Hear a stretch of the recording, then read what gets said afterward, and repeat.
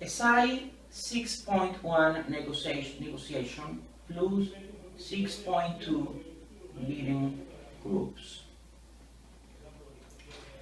There was a huge negotiation between all political factors in Venezuela in order to regain the democracy culture back and to form a strong coalition to be in the mood of gaining democracy again.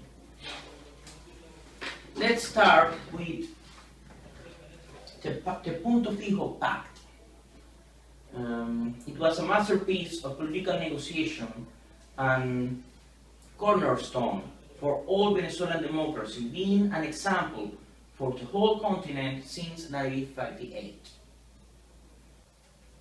It was satanized by Chavez as an excluded agreement of government, when in reality what it's expressed is guaranteeing that the loser of any electoral confrontation will respect the results, and it will patiently wait, and that nobody will form a military coup, so they will keep on the civil, peaceful democracy. That's it. That's a pact. The very same Hugo Chavez took the power according to the principles of this pact. Nobody on 1998, nobody on the traditional political parties wanted that Hugo Chavez took power, but nevertheless they let him. And he was president elected by the regular democracy. But the anti-politics of the civil society, it was fueled by the Chavez discourse. Even major factors that start to be opposed by Chavez, they took as truth all of what he says about the Fourth Republic, as he wanted to be called. So it came a titanical work of the political factors, the political opposition, to gain back the trust of the civil society, even from those who was opposed to Chavez, even from those who made major march and resistance against Chavez, wasn't trusting the oppositional party. So it was a whole of leading groups which was not coordinated.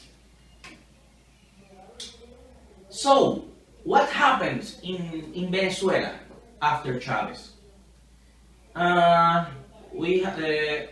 There was a lot of civil societal movements in 2002, 2003. In 2004, there was a revocatory referendum from the presidents. They lost. And so in 2005, an elections of the National Assembly, the parliamentary elections, the civil society decides that they were not going there. And the political factors had no other thing to do that not present, because they weren't being elected. The mood was an abstentionism from electoral campaigns. Even that was a mistake. There was even 2006 presidential campaign, and they lost again. So the mood was so bad. In 2007, there was a renewal of the leadership because of the student movement. They beat Chavez in 2007, and it brings a new spring in the political arena. So many of those leaders was born in the youth of the parties. Many was just spread, and it it came a lot of political exchange. But in 2008 there was governors and mayors elections, and the political parties used with sober, and they acted like nothing was happening, and they were all over their places, and they lost again. So, by National Assembly elections on 2010, the youth leaders, the student movement of 2007, made the political leaders to sit over a table and told them, we beat Chavez in 2007 and you cannot beat them in 2008. So you have to be the leaders that we want to. In a really open and wide movement, there was a whole negotiation ways between civil society, students of the movement, and they made the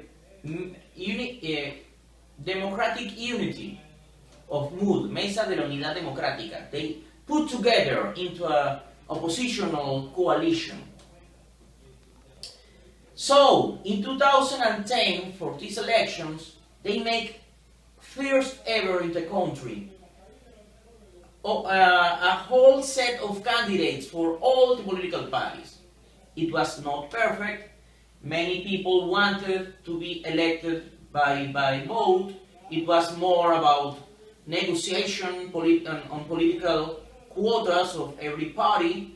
There was even many people who got in this list that it wasn't have popular support, but it was an improvement from 2005 that they wasn't able to run. Many leaders of the student movement wanted that this movement, this coalition, run with their own ballot. It wasn't possible on 2010, but after the first campaign of Capriles, the presidential campaign in 2012 with Chavez, in 2013 with Maduro, it was possible to have the ballot of the oppositional coalition. Also with the primaries, we selected our own presidential candidate. It was a big deal, the primaries for presidents and governors and mayors, elected within the oppositional forces. There was an improvement of all the leading groups of the opposition, an improvement of the negotiation, and from this time on, the oppositional movement on the country takes a new force. It almost took over democracy again in 2013, but it was closer than ever. So, in 2015, just a few months ago, we had again an election of the National Assembly. We had primaries for those elections. It wasn't everything about arrangements. I even was a candidate for these primaries myself, to be a candidate. Most of them was in a single coalition. Again, in the ballot, the political parties didn't put their ballot.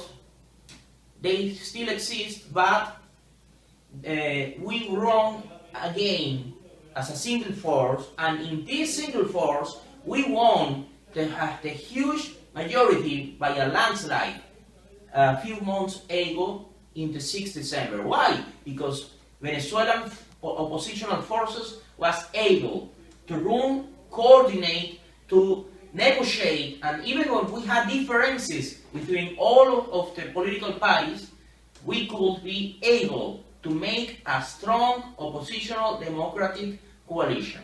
Thank you very much.